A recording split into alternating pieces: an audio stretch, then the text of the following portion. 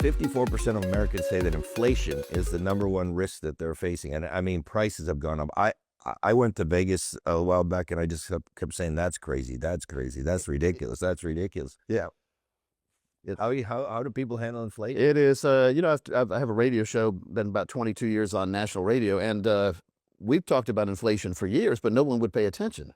Now, the last 5 years, people are now starting to pay attention. Right. Things are getting, and they were getting more expensive as we went on because there's no 49-cent gas anymore we had in the 70s, but it was so slow. It's sort of like when you put a frog in a pot of water, and you turn up the heat very slowly, he'll boil to death eventually. Whereas if you have the boiling pot already boiling, you drop a frog and he'll jump out. So now we're starting to notice it because we're seeing that boiling water. That's the inflation. So what are you going to do about it? Make sure that your assets are outperforming inflation. Right. We can't have our money sitting in a CD. That's losing money safely, we call it, because CDs are paying, let's say, 3%, but inflation's 5% back in the day when inflation was 6, 7, 8, but inflation's still pretty high. So we have to have our money growing faster than inflation rate, but we also don't want to take too much risk with that money. Right. Because you're not going to keep up with inflation at all if you're losing money.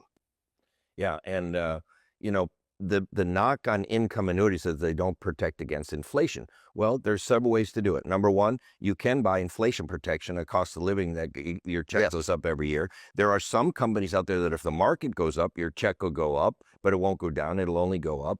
That's one way.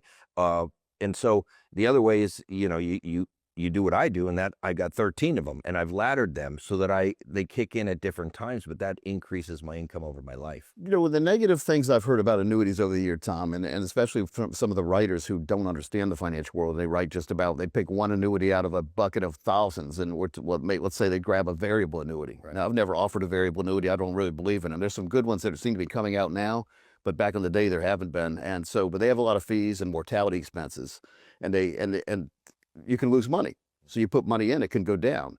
So the true annuities that we've always offered, you have that ratcheting up effect. The worst case scenario is you get a 0 for the year. But if you get a 0, that means everybody else is probably -10, 20, 30, who knows where they are. Right. So the next year you're starting from here, they're starting from down there.